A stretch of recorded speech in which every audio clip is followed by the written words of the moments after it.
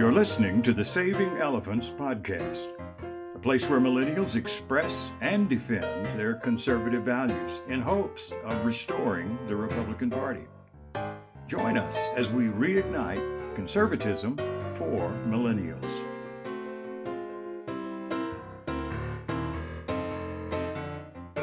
What is the ideal rate of growth of the population of the country? Is the United States overpopulated or underpopulated? And what are the best metrics we could be using to answer these questions? Are they economic? Is it cultural or political? Or concerns about national defense? And what is the role of the state in crafting policy that would incentivize the sort of population that would be beneficial to the nation?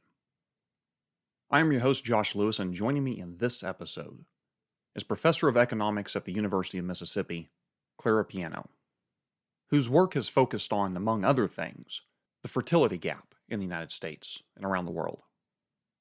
As you'll hear in the conversation, Clara is both very pro-natal and pro-free market. Now, somewhere in this conversation, I make a reference to the short essay, I Pencil. And while I'm sure there are many listeners out there who will know exactly what I'm talking about, I never stop to explain what it is, and Clara, who is very familiar with the essay I Pencil, just runs with it. So I should probably paint a brief definition. I Pencil was an essay written by the economist Leonard Read in the late 1950s to demonstrate the virtues of the free market system and the complexities of price in a free market system. And the essay itself is very readable and very short. I would encourage you actually to go read it. You can simply Google I Pencil. It's available in public domain. But the essay tells the story from a pencil's perspective of how the pencil was created, and begins with the audacious premise that not a single person on the face of the earth knows how to make a pencil. And if you doubt that is true, I would encourage you to read the essay for yourself. It's a very good essay, but with that, let's turn to the conversation I had with Clara Piano. You're listening to the Saving Elephants Show. You are an economist, I am an auditor. And I like to think that people in our particular professions, if we're doing our job well, are probably upsetting some people. And so I wanted to begin with an article you had written about ethical consumerism, because I can imagine a person could read this, and if they really took to heart your message, might be a little upset about it, what its implications are. I happen to agree with your premise and your conclusions, but I can understand some individuals just would have a knee-jerk reaction to reject that. So let me set this up. Ethical consumerism, I mean, it could go by a bunch of different names, maybe a bunch of different definitions, but this is sort of when you go to the store, you see something that's buy local or fair trade or ethically sourced or free trade, right? We want to purchase things that we know that the product, especially if it's like an animal product, was treated ethically and humanely. We want to know that the things we're purchasing are not going to do to bad people or bad companies, if you will. And then you assert maybe a better model would be, especially from a family's perspective, to buy things the family needs within budget. Because this idea that we can just see the sticker on there that says, fair trade, doesn't necessarily give us all the information we need to know that our dollars are actually doing good and not harm. And so it's maybe a ham-fisted way to set it up, but I wanted to start there to just ask, have I got your argument right? And if so, I guess leading into that, why is it problematic, say, for an individual to focus first on, I want my dollars to be going to companies that are doing good? Yes, no, I'm happy to get into this. So basically, the argument is that, as you said, the main good that family members, specifically parents, should be pursuing in their consumption decisions, right? Because from the economic perspective, we're always going to be making trade-offs, right? We want to have all of the goods, and we have to order them, we have to rank them appropriately. And so this is an ethical argument that the main good that should be pursued is, does this A, fulfill the needs of my family members, right? So is it a quality product that will actually get the job done? And then B, does it fit in the budget? Those are two essential things that need to be addressed first. And then, right, you can consider, well, I really like this brand, or I really prefer these features, or I want to support this small business, right, or other considerations. What I'm really trying to say is it's not bad necessarily, right, to buy fair trade or at a local business or go to the farmer's market. I love my local farmer's market here in Oxford, Mississippi. But that the first consideration really does need to be, does it serve the needs of my family? And sometimes those two things can be in conflict, right? Because fair trade and other labels ethically sourced are brands, you tend to pay more for them because there's more kind of a bureaucratic process that, or organic food's a good example, right? There's a process that these companies, these producers have to go through to provide it and then being able to have that label. Sometimes you won't be able to make those choices just because they don't fit in your budget. And what I'm kind of trying to tell parents is that's okay. That's not your main purpose, right? In the market is not actually providing support for businesses that you like or want to see more of, which is okay. But again, it's really just feeding your kids, and it's okay to go to Walmart. And actually, Walmart does have a lot of positive things that it gives to the community as well in terms of jobs and lowering food insecurity. And so I'm being thankful just for the blessings of cheap food, relatively abundant goods, and knowing that those help you fulfill your role as a parent. So, and I'm trying to think of what you're sharing from the perspective of, say, a single person who their main goal is not necessarily the consumerism on behalf of their family. And usually when we talk about these ethical, the classic example, at least that I hear, is often chickens, how they are treated. If I go into a grocer and I've got a choice of a dozen eggs over here and over here, and let's just say, for a fictitious example, obviously this wouldn't ordinarily happen, but they both cost the exact same thing. But I know that company A sings lullabies to the chicken at night and company B beats them with rubber hoses. I'm going to buy from company A, right? All things being equal. And I think most of us would still buy from company A, even if they're more expensive, because we presume it's doing good for the chicken. That being said, that's, in my experience, that's usually about as far as the thinking goes. It's ethically sourced, like we get some sort of a direct, here's how we treat this animal, or here's how I love the products that claim that all profits go to not-for-profits or something to that degree, which may be true, but I have no way, again, I'm an auditor, I have no way to verify that. And how are they defining profits? Because, if the machinery breaks down, are they just out of business now because they've given all their profits out? And so I'm wondering, could you dig a little deeper for us? I heard you in a podcast talk about, and I love the short essay "I Pencil." What is it about just human nature that we, I think, come into this world with what I would call an underdeveloped appreciation or sense of the complexity of the price system and the free market, and how we don't actually, as humans, really have the capacity to say, well, if I pull this lever over here, it does good or bad things over here. Excellent. Yes.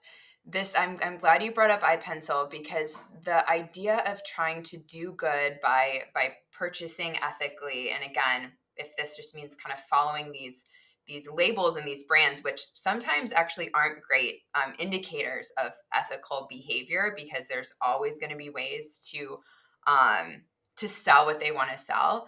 And so the complication with that approach is that the production process of something like a chicken egg doesn't just start with the chicken. And it doesn't even just start with, right, that farm where the chicken is. There are a lot of parts that go into it. There's the coffee that's drunk by the workers that then go to the farm. And then there's what about the truck drivers who are driving the eggs, right? Are you ensuring that every one of those people, right? So maybe I think it makes sense to first be concerned about the treatment of the people in those production processes. Are they all, treated well, receiving just wages, all of this? Well, that's virtually impossible to ascertain if you have an iPencil perspective and you understand that everything is very interconnected. And so it's better to think about, and I think from a moral perspective, we're not asked to do the impossible. We're asked to do kind of what is in front of us, and to serve the people in our lives well. And even as a single person, right, to consume wisely. And again, within your budget, I think it's important to say, because it's not, it can seem like boring, but that's actually a noble thing to stay within your budget and to use your resources well. And so not to get kind of carried away with extensive research or worrying about trying to spend a dollar and not only get a good, but also get this good feeling, right, that we're doing some sort of virtuous activity, but knowing that it's enough, right, to purchase the things that we need, the eggs for breakfast in the morning. Thank goodness, right, that's been provided for us by the market. and then focus our activity on doing other forms, right, of good, right? Not just trying to, again, trying to escape the fact that there are always going to be trade-offs, in the sense that you cannot know for certain whether or not this production process was completely just. What you can know for certain is, and what you do have control over, is your own actions, right? Are those just or unjust? And so trying to clarify some thinking, hopefully relieve some anxiety over purchasing decisions, because it is a luxury to be able to choose, right, between different types of eggs, between clean energy or whatever, right? It's a big luxury. So to take a step back and not get carried away in thinking about those particular moral decisions, but focusing on the things that we have control over. And the reason I opened with this notion that, and again, I'm just as guilty as not, or you economists upset people sometimes, is that while I do think and hope and expect that an essay of this sense has that effect, relieves anxiety, right? I don't have to worry about which eggs are actually doing which good. It's more, well, what's the nutritional value, and the things that are in my control. It turns out I can be a, air quotes, good person just by focusing on those things. That being said, there are a lot of people, and I know he's an imperfect example, but I'll just use him because it's the one that's springing to mind. Jordan Peterson was asked, he was given a lecture once, and somebody essentially asked him from the audience, so, but what do we do about climate change? Like, this is important, and it's, we need to do something about it. And Peterson, didn't necessarily say we do or don't do something about climate change, but he was trying to get this individual to refocus. You probably can't do anything about climate change, but you can do things about your life that maybe in totality would have some impact on climate change, but isn't necessarily you solving some, collective problem that no one individual could possibly solve. And this person took great offense to this. And I think in a sense, it was almost a questioning of their moral framework. They need to act in a manner that they understand as ethical or moral. And to suggest that they can't move the needle on climate change, or that their purchasing power can't actually guarantee they're doing good and not evil, just almost seems like an immoral affront to them. So how would you respond to an individual who says, "Look, I get what you're saying, but I, I have to believe that my dollars are doing good, and I have to put my effort into that"? Well, let me first take the case where I'm not trying to say that, like, every time we spend money, that it's a good thing, or that we don't need to consider the production process or the treatment of the workers or things like this. There are some products that I, for one, think it would be unethical to demand, right, to consume at all, because those production processes are inherently unjust and inherently immoral. So it's really important to have those lines. But what I'm trying to say is that most firms, most production processes are going to be more of that complicated mix, right? There's going to be good things that go on. There's probably going to be bad things that go on, and they're going to be out of our control. And what we're doing when we're consuming things is we're not able to solve all the problems in the world, right? We are trying to fulfill certain goods. And actually, there are other things, right, where we try to solve different problems when it comes to our activity in our civic life, our activity in our churches, in our clubs, in our local governments, right? Those are maybe better arenas for trying to solve those bigger problems that people recognize. And I do think rightly feel some consternation about, right, things like climate change, or things like unjust wages, or unfair, just poverty in general, right?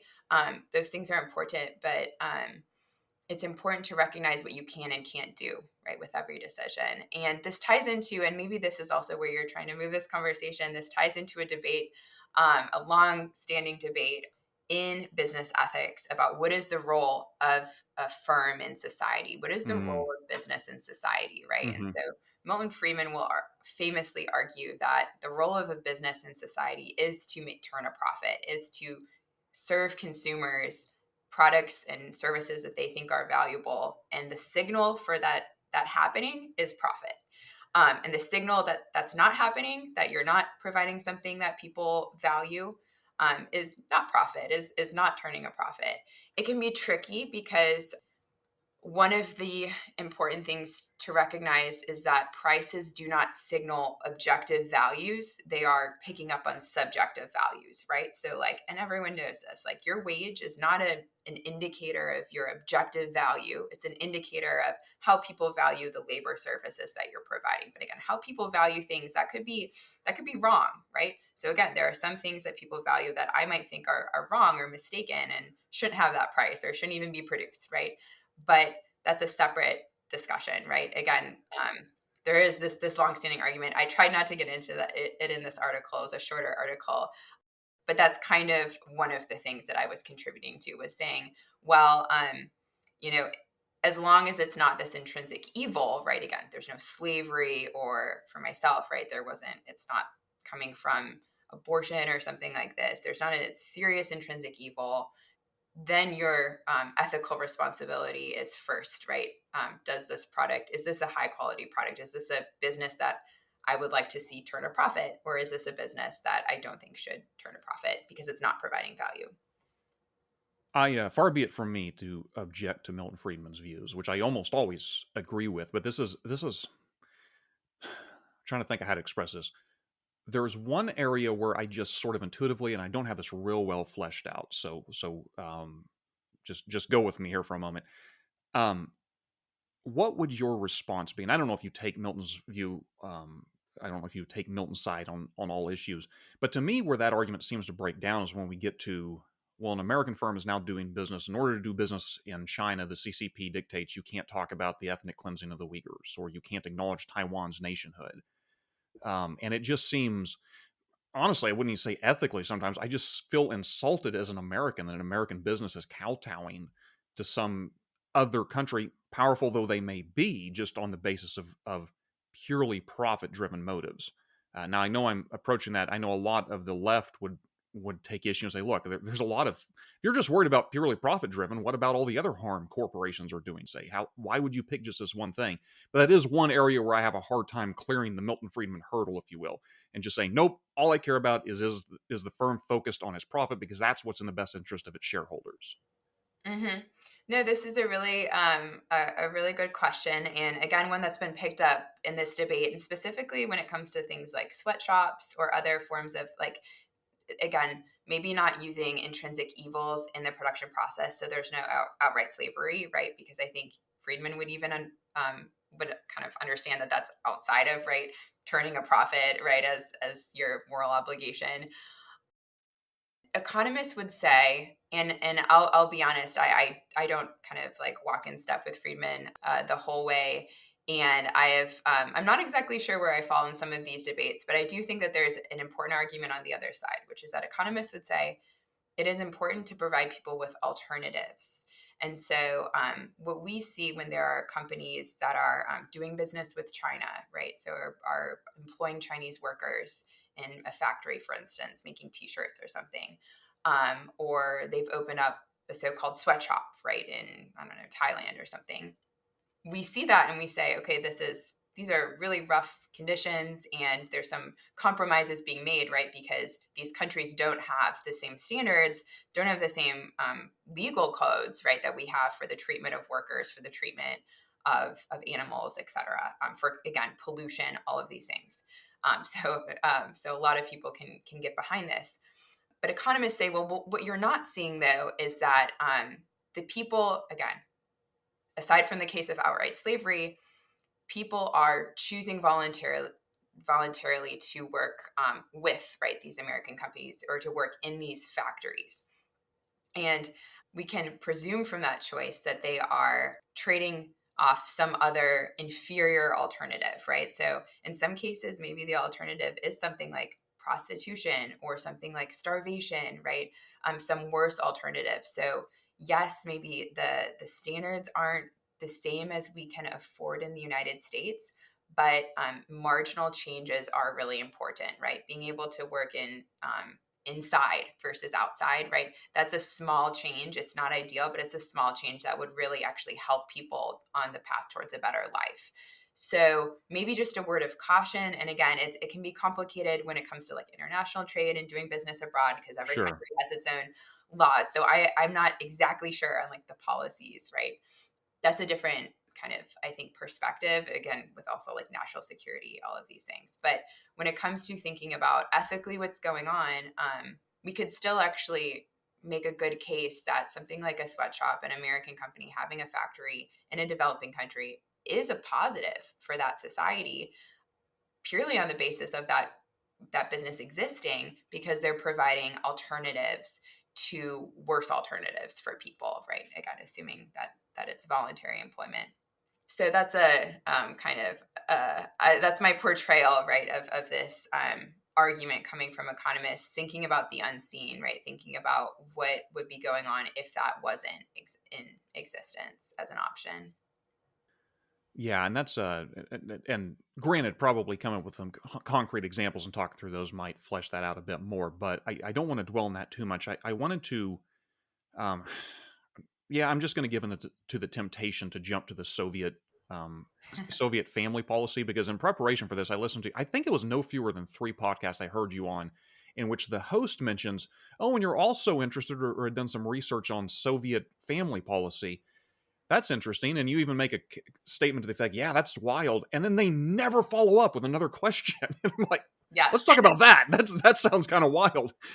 So the Soviet Union, because that's sort of the ultimate, right, of collectivists. Hey, we're going to right the wrongs of this world through our sheer understanding of the price system and what the air quotes correct price is to be. Um, what what do we Westerners not understand about what the Soviets tried with family policy? Yes. So first of all, thank you for this question. I've been waiting a very long time for it. And Happy to oblige.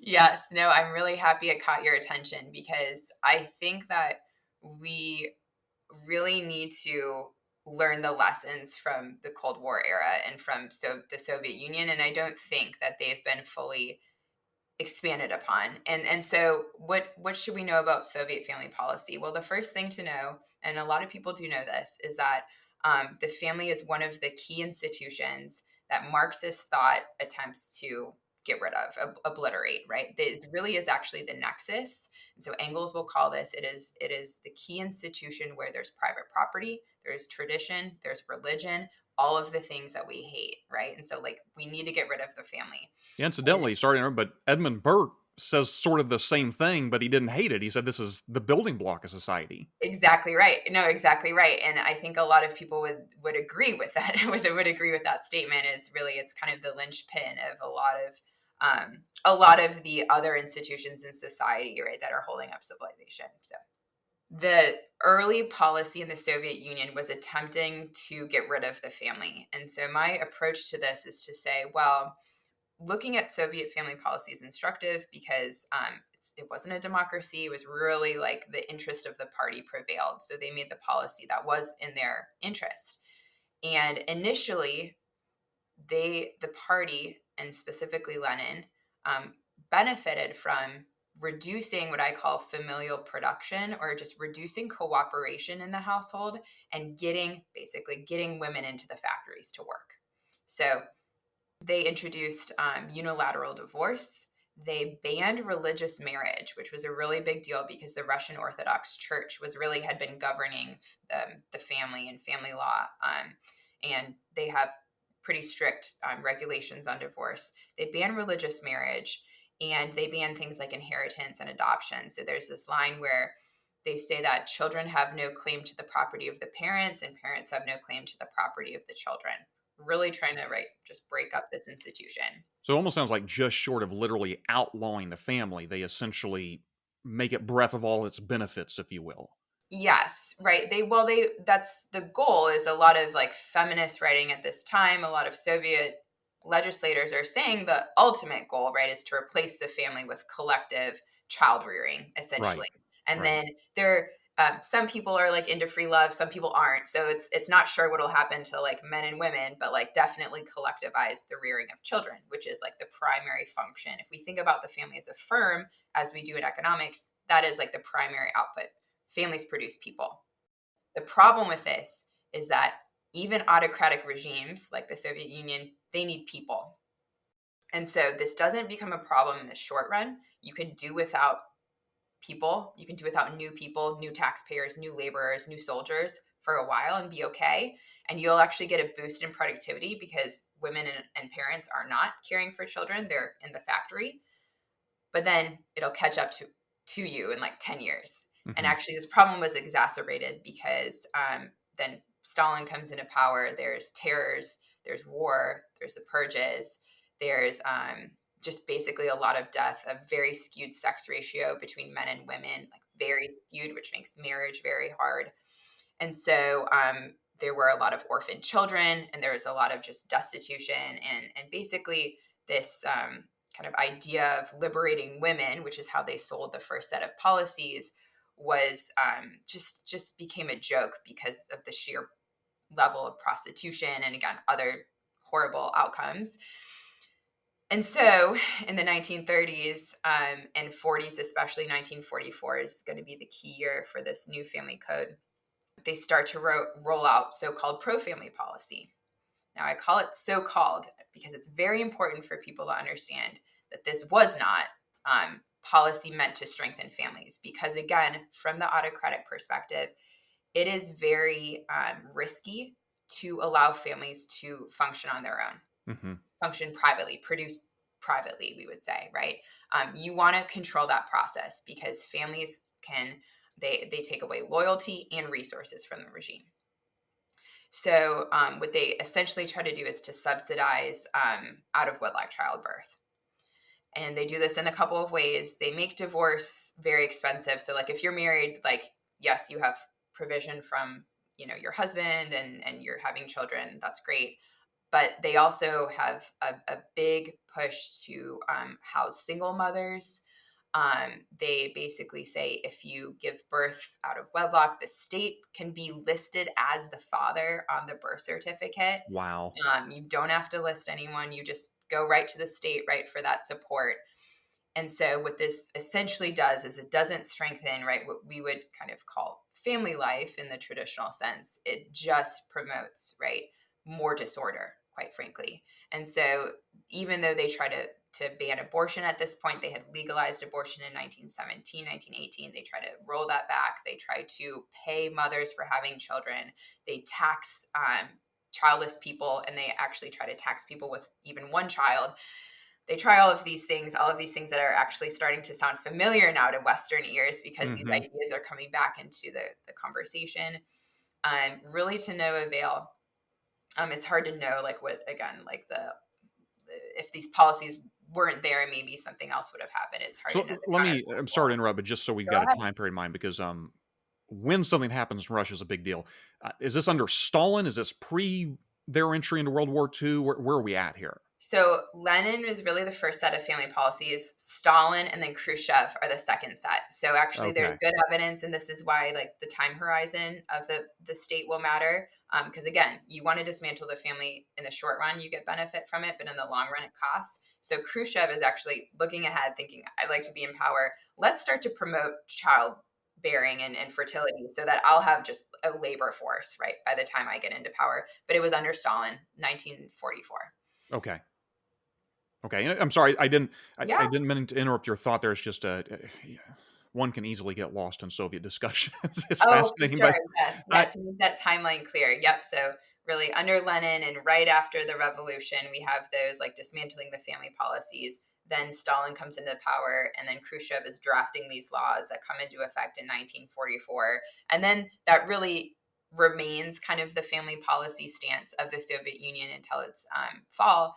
And again, and you'll hear a lot of people who study pro-natal, pro-family policy say this, there really weren't big results in terms of there wasn't an increase in childbearing. There wasn't certainly not an increase in marriage rates, not a decrease even in abortion rates. It's the number one form of like birth control in Russia today.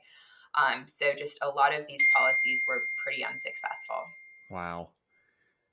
And so just to kind of clear any low-hanging fruit out of the way before we go any further, what is there a standard critique to the individual says, well, yeah, that was the Soviet Union. Of course, people aren't having kids, even if they're incentivized to do so. I mean, what are you kidding me? All they're going to be interested in is drinking vodka and, getting home from the factory as fast as they possibly can once they've got their, standard quota production met for the week. If we tried something like that in a Western world where people aren't dying in Siberia or in the gulags, it would actually have an effect. Like it could have a positive benefit here, because that's not their main concern. Is there a standard sort of, we can in fact compare what happened in the cold winter of the Soviet Union to the Western world, that we could see that we would likely have similar, I'll say, lackluster results if we were to try it here? Yeah, so I would first say, what do we mean by try it? So the Soviet Union threw a lot of stuff at the wall, trying to see what would stick. And there was a lot of stuff that I think is just outright kind of unethical, which was basically housing single mothers, monitoring them. They weren't allowed to leave. The medical kind of advisor would give them permission when they were allowed to leave. Lots of bad, right, bad stuff. But if you're talking about, so people will usually draw the example. So let's steelman this, right? Like taxing the childless and or giving cash benefits to mothers with 3 or more, 4 or more, 5 or more children. Okay. Exactly. So something like this. The first thing to recognize is that under the conditions of the Soviet Union, the cash benefits were substantial, very substantial. And especially when you are at a lower level of consumption and lower standard of living compared to in the States, that was a substantial financial incentive. It would be very, very expensive to reach that size of financial incentive proportionate, right, to our increased standard of living in the United States. It would be outstandingly expensive. We're talking probably hundreds of thousands of dollars. Very large cash benefits to again equate what those two things were. Now, the question of would it work though, and I think that this brings up a really important point when we're thinking about the opportunity cost of having a child. Economists think about the cost of having a child not necessarily in the financial sense or the monetary sense, right? It's not just about being able to afford food, afford housing, education, clothing, all of those things. Those costs have actually gotten cheaper over time in relative terms, relative to wages. Those have become more affordable. But really, what's become maybe less affordable when it comes to children is that opportunity cost of your time. So as wages increase, especially for women, then what you're sacrificing is it's substantial, not only like the career, like the wages you could attain in your career, but the experiences, right? Just building up, right? Basically investment, retirement, savings, all of this. So when we're thinking about the full cost of children, it's not even enough to maybe try to compensate people for the monetary outlays, but you would really have to basically come up with a policy, I think, if you wanted to get an increase in the birth rate, come up with a policy that pays enough to compensate women for their opportunity cost of time, which would be enormously high, virtually impossible, and unfortunately just exacerbate the debt problem that the federal government and state governments have.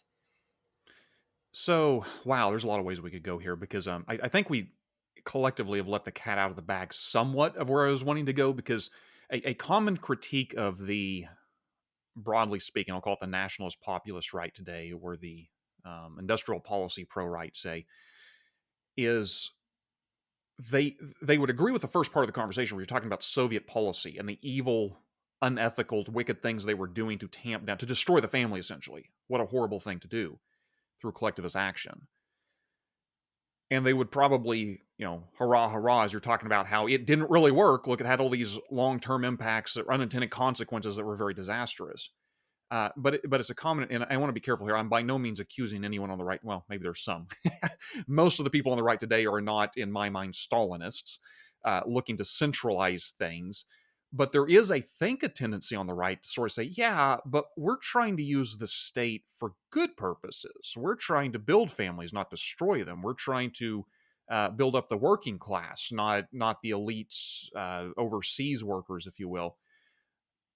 And again, we've kind of talked about this already, but I guess that's where, because if somebody's reading the description for this show, providing I don't put this information in there, and they just say, Clara Piano, she's an economist, she's probably fair to say she's she advocates pro-family policies, say, they might be forgiven for saying, she's a NatCon. She wants tax reductions for those who have children. She wants credits paid out to them. And yet you're saying, well, this stuff doesn't really work. And so I'm wondering, can you build on that for me? Have I got you wrong? Is this, put this another way, what does a pro-family policy look like if we're not talking about the kind of things that the NatCons typically are talking about?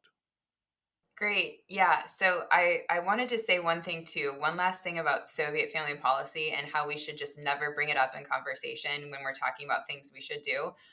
The one thing that they were unwilling to do was to lift the ban on religious marriage. And so even when in 1944 they were trying everything desperately, spending a lot of money, spending a lot of goodwill, because this was changing family policy every 30 years, 20 years is not does not make you very popular. But they were not willing to lift the ban on religious marriage. And so it's important to know that there is an inherent tension between, I would say, almost any state and the family institution, which is that the family just will inherently take resources and loyalty away from that state. Mm. Because it will make decisions that will impact leaders, impact the state, that are not controlled by the state, right? Decisions about fertility and the like. So now, what should we do? So I want to be also cautious in saying I'm not against like the child tax credit or anything like this, or even like small benefits to parents, or paid parental leave, all of those things. I think there are better arguments for them that are not. They would raise the birth rate, because I don't think that they would. I think there are better arguments on maybe like from just a justice perspective or something. And so I'm definitely open to that, especially something like retirement benefits for stay-at-home mothers, or one policy I've actually become really interested in lately, one policy change, is letting children vote. So letting parents vote for their minor children. There's a paper we can maybe link to in the show Oh, notes. okay. So giving parents an additional vote, not The letting little idea, 4-year-old Johnny cross the box at the ballot. yes, Yeah, although okay. it is the idea that children are people, right, and to enfranchise to give them a vote, I think is maybe again like a more logically consistent argument than just we should be giving handouts to people because they're doing things that we like. And here's the fundamental problem, I think, with pro-natal policy or even pro-family policy. What conservatives or even Republicans mean by pro-natal and pro-family is not the shared definition of pro-natal and pro-family with a lot of our fellow citizens. And so when you empower the state to make these decisions about who counts as a family, who counts as a child, all of these things, that could lead to very difficult outcomes and conversations. Like I said, like for the Soviet Union, their ideal fertility was really out of wedlock fertility. That was the most useful to them, was to be like the father. And so being careful about that. And then also noting that essentially there's no way from a policy perspective, there's no true way to know what the optimal population size is. And so trying to target a certain birth rate or trying to target a certain population, to my mind, doesn't make sense. It's like trying to plan the economy. It's like trying to know what is the optimal number of pencils to produce. Well, I don't know. We leave that up to the market. We leave that up to private households and private firms for a very good reason, which is that it depends on local information. So I'm much more comfortable with saying, let couples decide, right? They have that local information, but let's just remove any barriers, right? Let's make sure we don't have our finger on the scale against deciding for children. And I think that there are a lot of ways that actually a lot of things could be done policy-wise that aren't new policies, just kind of reforming old or decrepit or like barriers to fertility in ways that could be pro-family and pro-natal in a de facto sense, even if it doesn't have like a flashy like check right attached to it as a new policy. And I do want to get into some of those because I know you speak often about the fertility gap.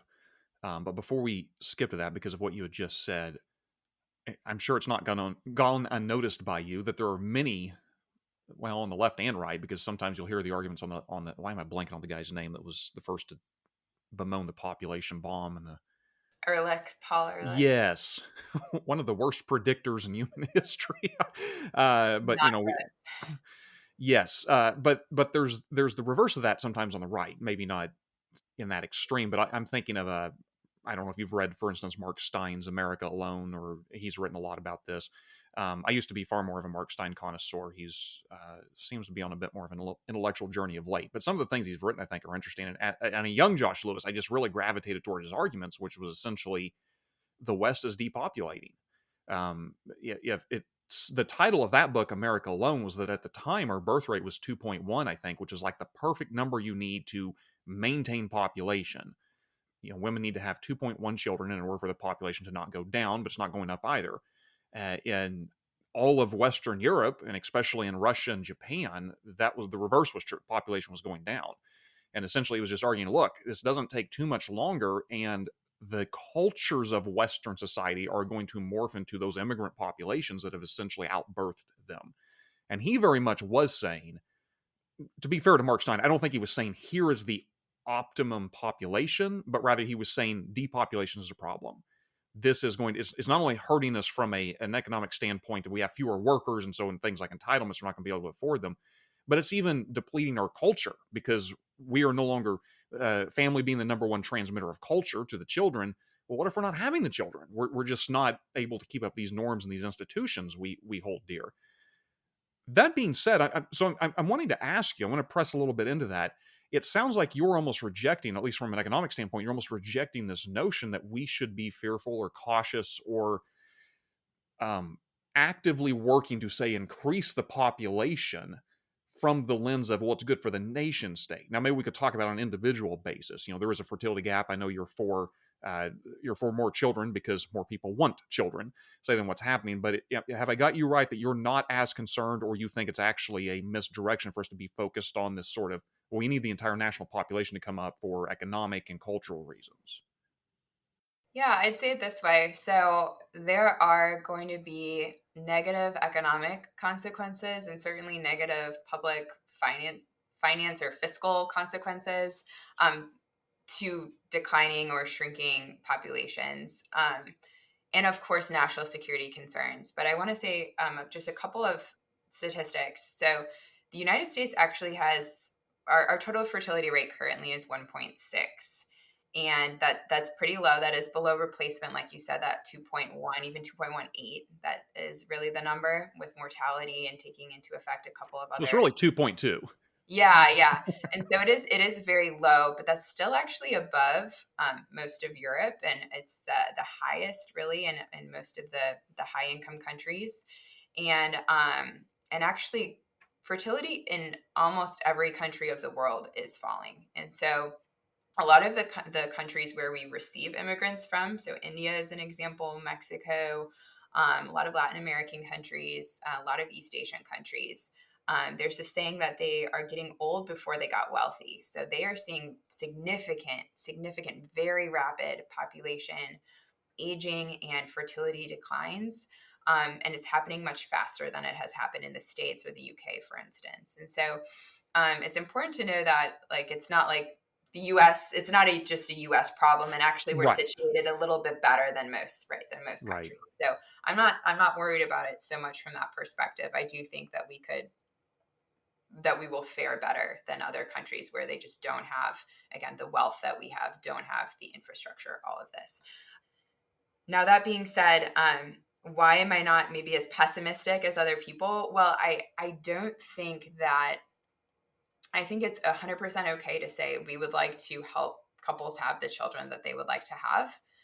I'm very concerned on two grounds about maybe a policy that says we are targeting this birth rate for national security or for national reasons, or we would like, even in the Soviet case, we would like women to have at least 3 children, because I don't think that is the role of government, right? This is really just a limits of government kind of argument, in the same way that we can't say every family should have only a ration of like 3 steaks every week. Like, I just think that we need to think about it this way. This is a private decision. People are responding to information that they alone have. And it's really important to let that decision process be complete. But now let me get back to some of the economic consequences. So people are the ultimate resource. And so what does it mean to be in a world where fertility is 1.6? It's going to mean probably lower standards of living over the long run. It's going to mean fewer ideas and less innovation, absolutely. And so it's also going to mean fewer programs of social support. Social security is a big one. And so I do think it's okay to be concerned about those things. And I do think it's okay, right, to have to make policies, right, to fix those specific problems. What I'm saying when I say that we cannot know the optimal population is I don't think that having pro-natal policies of every woman should have at least 4 children is the way to go, right? I don't even think that's the way to solve the problem. That definitely Let sounds a alone, little yeah, Soviet-esque. yeah, let alone the ethical issues aside. So, because on that same note, I think I like what you said there, because I've also heard you in other podcasts talk about this. You also don't take the view that overpopulation is about to kill us, right? In fact, it's almost more of a, I don't want to put words in your mouth, but I almost get the sense of, if anything, it would be beneficial if the population was going up, even if this, we're not trying to control how many children on average each woman has, but it would be good if in developed countries at least, possibly developing countries. And you said this, but I want you to return to it, because I think it's a concept that just evades the mind most of the time, is that people are a resource in a sense. Like, I think the very standard way of thinking about this, I know when I was younger, I thought of it as like, well, if there are more mouths to feed, that's less resources because there's more people consuming those resources. So how is it, rather counterintuitively, that if we have more people running around, somehow we have more resources? I'm glad you asked this because this is something I try to mention in all of my classes, even like a principles of microeconomics, because it's important to understand, I think, the real insights that economists have given us, given the world, when it comes to population growth.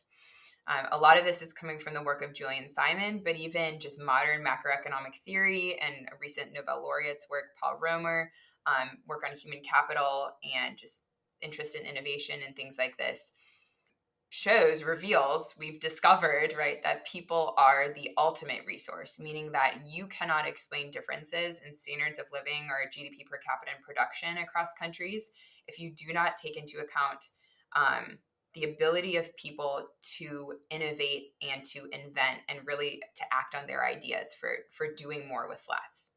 That is the root of economic growth and prosperity. It's not labor and it's not capital in like these kind of like stale terms. So what do I mean? Well, a common way this has been described is, yes, people are an additional mouth to feed, but they're also additional hands to work, right? So they're going to be providing extra labor, but they're also additional minds to think and to solve problems. And I think that that's actually really been underplayed by a lot of other disciplines, but economics, because we're trained to see the unseen, has noticed it and said, actually, when you have more people, you have different ideas. You have new ideas that are bubbling up all the time, ideas for startups, ideas for energy efficiency, ideas for security, all of these things, ideas for in my own life, right? Inventions that make my life as a mother of two easier, right? Like baby holders, travel strollers, all this crazy stuff, right? People are coming up with ideas to serve my needs, right? And we have the institutions in place to reward that, right? So again, they make a profit, to return to our earlier conversation.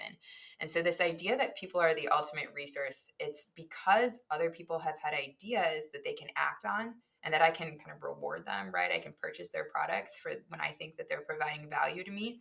That is going to be allowing standards of living to grow. So if you have fewer people, it is absolutely true. And again, I don't think overpopulation concerns were warranted for the reason that in most cases, these were children that the couples decided to have. They wanted to have them. So I don't think that the government should say everyone should have 4 kids. I don't think the government should say people can only have one, right? I think those are both not the way to think about this problem. And so we will have fewer ideas, and that is concerning, right? And that is something that we need to think about. And again, I do think this is why we need to pay attention to any barriers to couples, right, having the number of children that they would like to have. Which is where I want to return, couples having the number of children they would like to have, because I think if I'm hearing you correctly, that is the fertility gap, right? Or at least in your mind, it's not well, there should be 500 million Americans, not 330. That's not the fertility gap. It's that, correct me if I'm wrong, but the evidence shows on average couples desire more kids than what they actually have today. Is that right? Yeah, so it's worthwhile to be specific about this, because sometimes people can be skeptical of survey data that talks about how many things people want, right? Like, okay, but here's why I think it's worth paying attention to. No matter how you ask the question, so you can ask the question, what is the ideal number of children, which is probably going to pick up some like cultural norms, things like that. You can ask the question, how many children do you desire, or how many children do you intend, or how many children rank on a scale of 1 to 10 over these different options, 0, 1, 2, 3, etc., all the way up to 6. How happy would that make you? And then let's take a weighted average, right? So there can be very sophisticated measures of desired fertility or even intended fertility. No matter the measure, actual fertility measured by the total fertility rate, which is that where you get that 2.1 number from usually for replacement population, actual fertility is below that. So in every US state, the smallest fertility gap is actually in South Dakota, it's 0.3. But in every US state, there's a positive fertility gap, meaning that the average woman, and it's usually women that are surveyed, unfortunately. So the average woman says that she would like to have or be happiest with more children on average, like I think it's 0.45. So a good number of children, right? One more child than she currently or is projected to have, given the fertility rates. And so I think that is why I am interested in, okay, what is preventing, right, couples from having the number of children that they either intend to have or would be happiest having? I guess first point of clarification. Predominantly or almost exclusively women being asked, do we know? Because I start off by saying couples want this. Do we know if there's an equal proportion of men saying the same thing, or do we just not know? Great question. So there is data. So yeah, I said unfortunately women, meaning only women. It would be ideal, right, to have men's responses as well and even be able to match them as couples. There's is data. There's one paper in particular that I reference a lot, called Bargaining Over Babies, which looks at both men and women as a couple and whether or not each of them would agree to having another child. And what they find is that you find a birth when both members of the couple, right, both spouses say, yes, I would like to have another child. Then you get a birth. You don't usually see a birth in the data if it's one. So there's this veto power. And then who is most likely to be vetoing, who is saying that I disagree when their partner is saying agree? It's actually women. And so women are more likely to disagree to having an additional child on average and across different countries. So actually this applies to Europe as well as the United States. And so this is telling us that maybe our estimate of the fertility gap is conservative, right? Because if maybe there's the male member of the couple is saying, actually, my happiest number would be even higher, right? And so then we're probably giving you a pretty conservative estimate of the fertility gap by just looking at women's responses. So, and help me understand here, and you touched on this a little bit earlier, but the standard answer oftentimes for a couple to say, here's why we're not having more kids is financial, right? Or the constraints of the finance. Now, I don't want to besmirch anybody who has, especially a family, financial constraints. But in certain measurements, I think we're in the most prosperous nation, the most prosperous era in human history.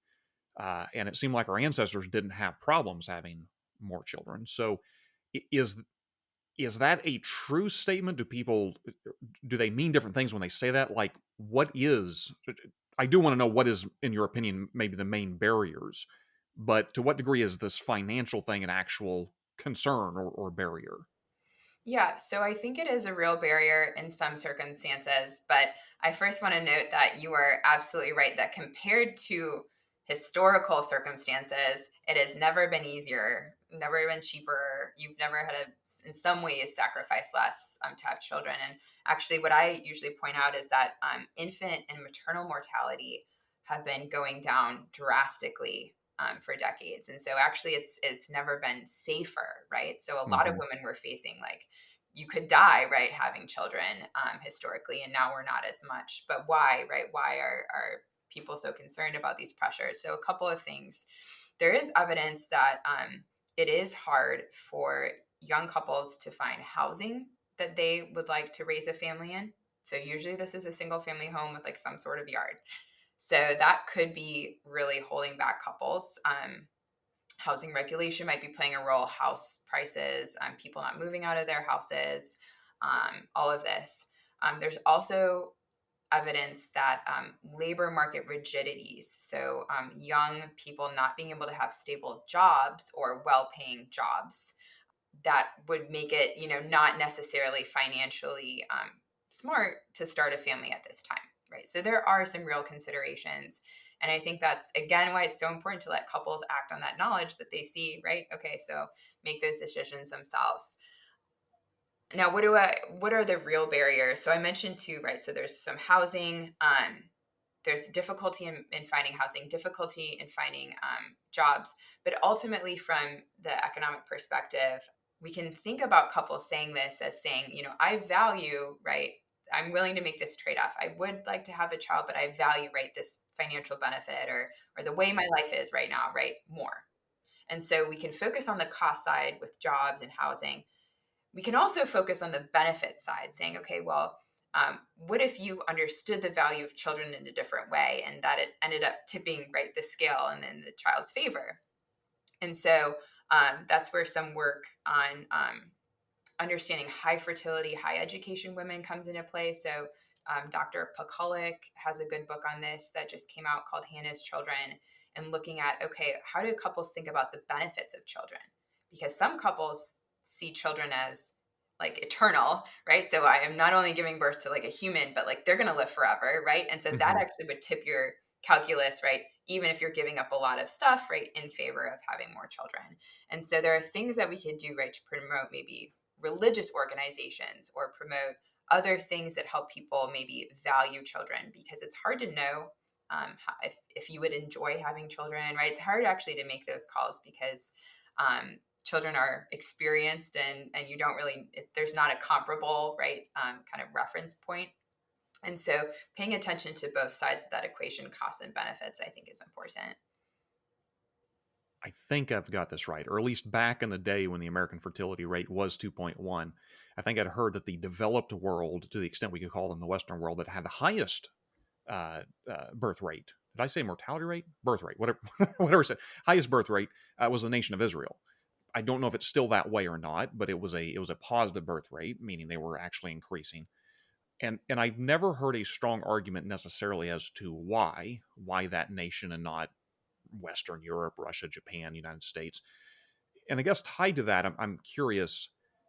We've talked a lot about economics and policy, but how much of this fertility gap, if you will, how much of it is a policy issue and how much of it is a cultural issue? Like, is there something beyond just the mere economics or the politics? And I'm not trying to confuse things by pulling Israel in, but I just thought it might be an interesting launch pad if, in fact, they could be a vision of an alternative path. Is there something about culture that actually could resolve these issues where policy never could? Yeah, no, you're right that Israel is an outlier case. So they're outstanding in the sense of they are a high income country where fertility, I think, is 3 children per woman, which is Wow. outstandingly high just in objective measures at this point, even compared to much, much poorer countries. So that's really setting them on a great trajectory. And the question of policy and really the interplay between policy and culture is complicated, and it's something that I'd like to study further, because they definitely do have some what we would call pro-family or pro-natal policies, like paid parental leave, or just kind of general infrastructure that's family friendly. But it's hard to know if that's coming from just a culture, right, that promotes children and values children, or if that's causing a culture that promote, or probably both, right?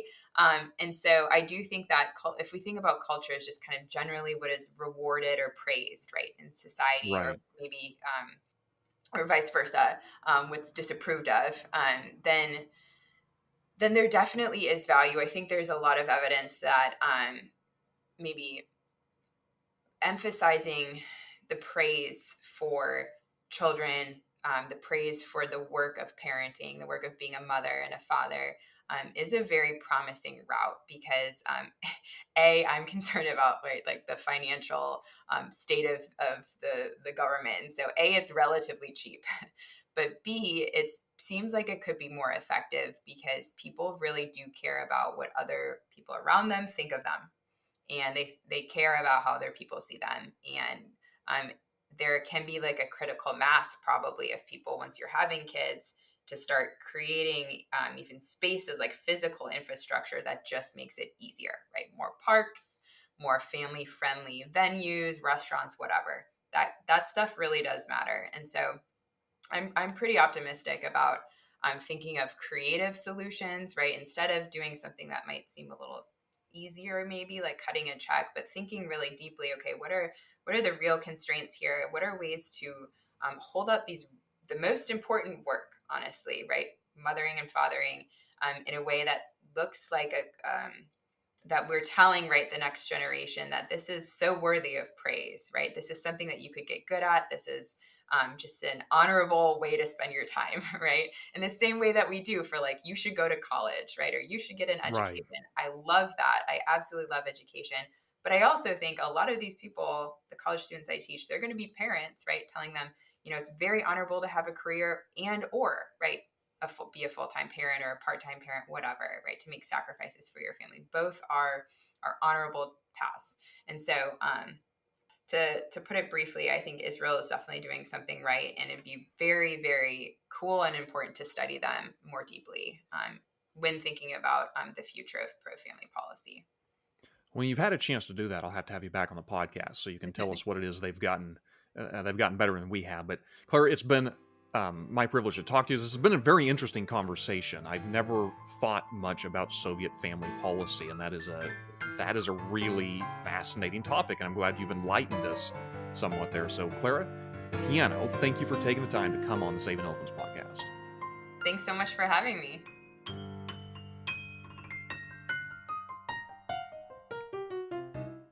Thanks for listening to the Saving Elephants podcast. Be sure and subscribe for future episodes. Do you have a topic or question about conservatism, millennials, the Republican Party, or anything else that you'd like us to cover in a future podcast? We would love to hear from you. Email us at savingelefantsblog@gmail.com. That is savingelefantsblog@gmail.com. You can find us on Facebook, Twitter, and catch our weekly Friday blog posts at savingelefantsblog.com. That is savingelefantsblog.com. Join us next time as we reignite conservatism for millennials.